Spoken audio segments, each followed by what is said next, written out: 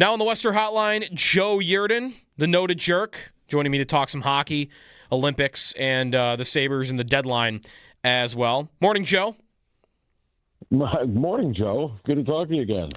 You as well. Are you up at 6 o'clock watching these non-U.S. games like me, or am I a crazy person? Not usually, but I mean, if there's a matchup that's worth getting out of bed for, like Sweden Finland, I think we had last week. That was a 6 o'clock game, so that was worth firing up the coffee pot and getting ready for the day. Yep. Joe writing for Bleacher Report. Sabres in action in a week. They'll be back on the ice a little bit later this week as well. So we'll talk some Sabres as well, but how was Team USA look to you? It's tough to gauge, right? Because they're not playing any team that's like a serious challenge. But how have you felt about their overall play, if you've been able to learn anything? Yeah, it's really tough to judge, but you kind of get an idea in your head of how a team with that kind of talent should look on the ice, and when they're going up against some of these other teams where the talent isn't stacked quite as high, you try to get a feel for where you think they should be at, and you watch the game against Denmark, you watch the game against Latvia, and you watch the game against Germany, and you're just kind of like, all right, feels like they should be blowing these teams out, but Latvia is a team that plays exactly the same way every time, no matter what. And that they're going to be a pain in the butt to play against. Denmark has a bit more talent. They play a little bit more aggressive. Certainly Jeremy Swayman had himself quite an adventure with that game. But the game against Germany, the very top heavy team, they didn't have to deal with Philip Grubauer in goal, and you're thinking, all right, well maybe they could make a push and maybe score enough goals so that maybe they can knock Canada out of that top spot. But it was a little bit more difficult.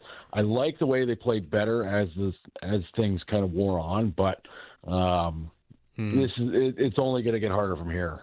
Yeah, especially if it's going to be Sweden on Wednesday, which it appears it probably will be if they take care of business.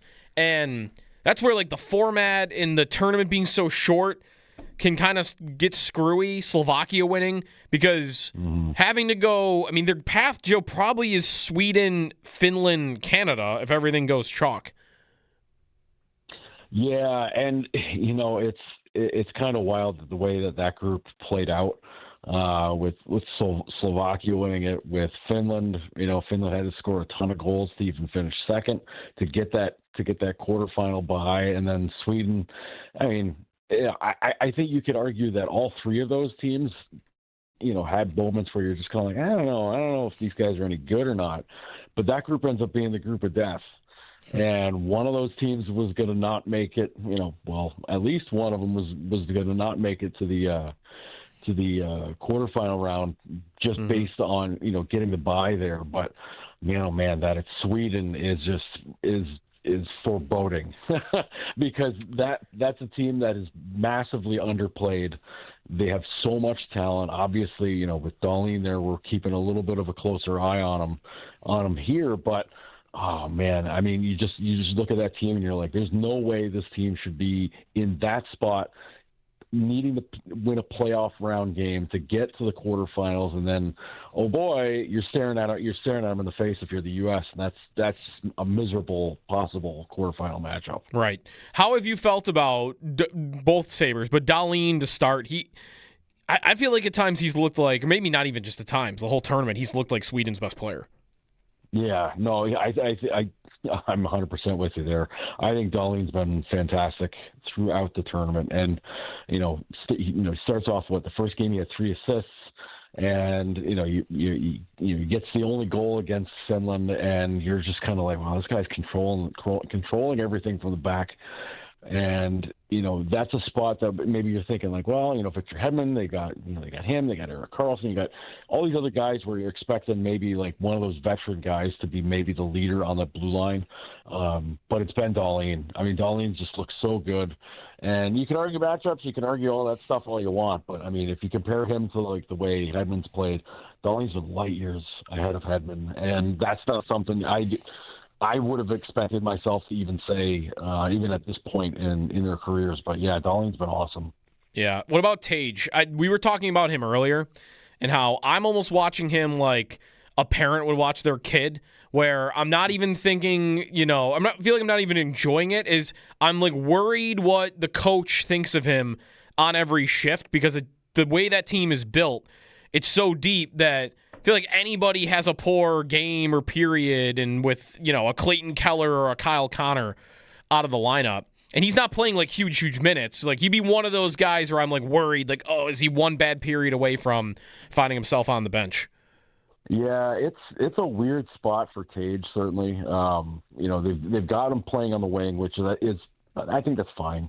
But with him with Dylan Larkin, I think that's a good combo for as far as if Tage is going to be playing the wing, having Larkin be the center is really good, because that line, I look back to Four Nations last year. That line I thought was pretty good, although Kyle Connor struggled last year and he ended up getting benched. And then what happens this year? Connor struggles. He didn't even get a shot at goal in the 2 games that he played, and then he gets cycled out for Clayton Keller. So I think if you're Tage, I think Tage has done very well, considering, and even on the power play, watching him play like that down low, sort of, not necessarily front net, but he's kind of in the spot where we're used to seeing like Zucker play here for Buffalo, because the power play setup's kind of similar, but seeing him play down low is just kind of strange, because they're using him in a more traditional way where take away the eyes, use that skill down low, and it certainly paid off. I mean, that goal he scores on the power play in the other game was just, kind of ridiculous, honestly. But I mean, that's a team that's got so many shooters, and if he's not camping out in the circle for one-timers, it doesn't matter, because he's got the hands and the skill down low to be able to score. And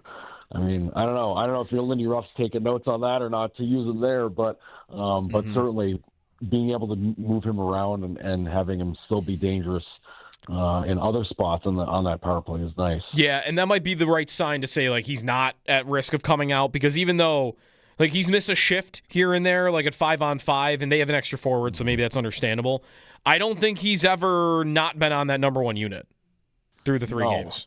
No, I think he's been very steady on that spot, and yeah, it's always a little funky with being able to dress 13 forwards, because you can cycle guys out and do different things with matchups, and I think Trocheck's been their 13th guy, so sometimes if it's a defensive zone start, sometimes Tage is the guy that hops out.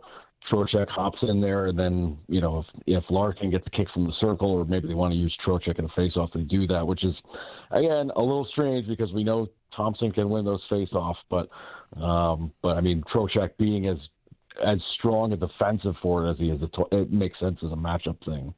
Joe Yerdon on the Western Hotline talking some Olympic hockey. And the Sabres, Joe, will get back to practicing this week, and then they'll be back in game action next week, practicing without Dahlin and Tage, obviously, first.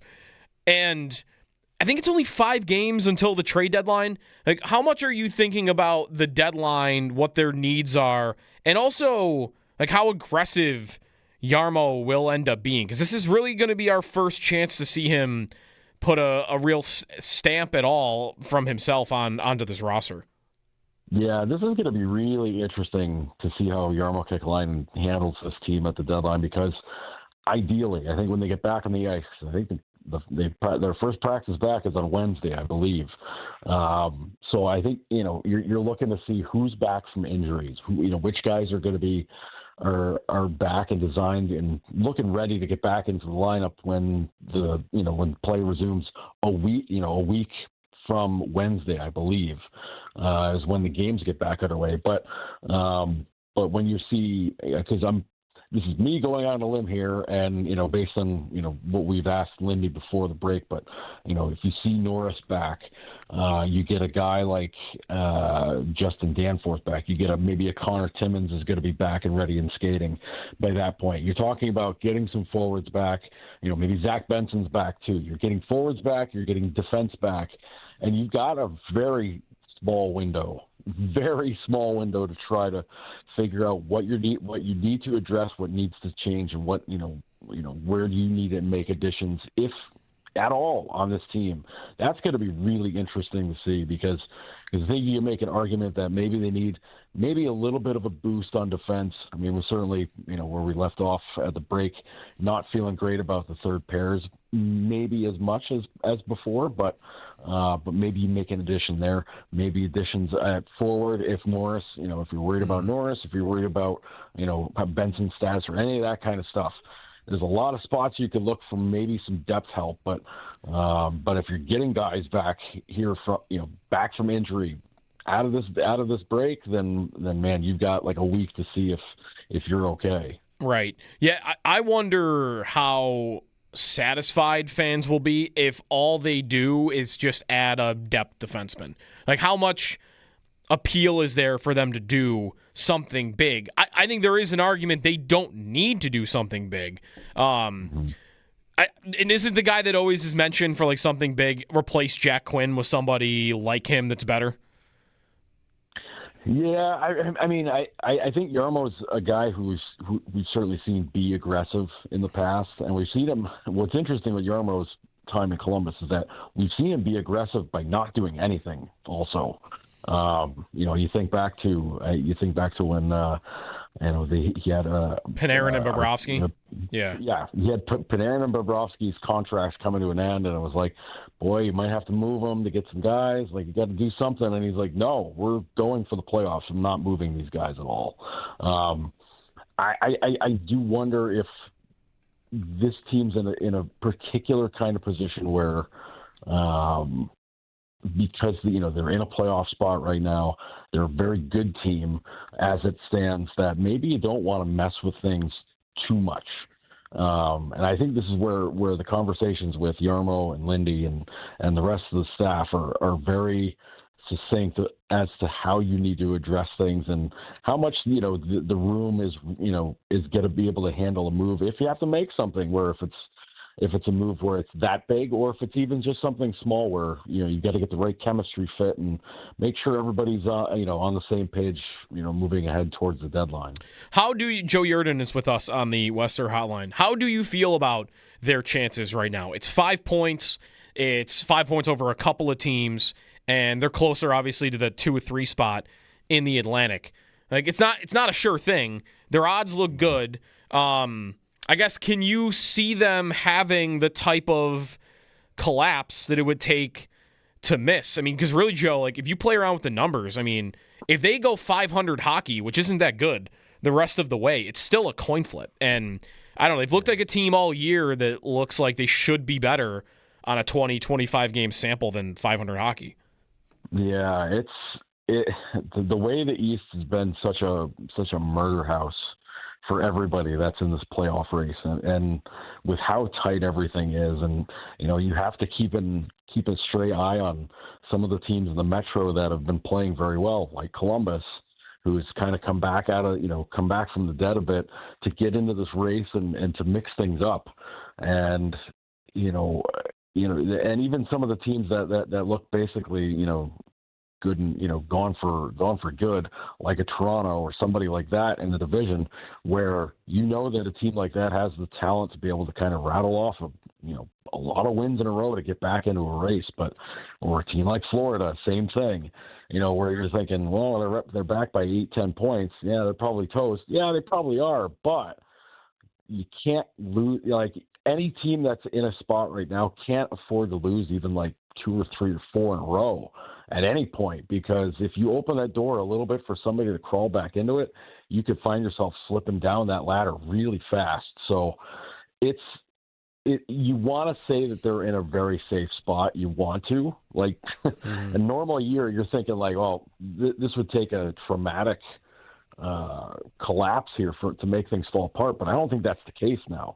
Just because everybody wins and everybody keeps winning, so it doesn't take much to slip down the ladder or even fall out of it. Just because everybody behind you keeps winning, and you have to keep winning yourself to just kind of hang on to your spot. So, I know fans here are always going to be very prepared for the worst.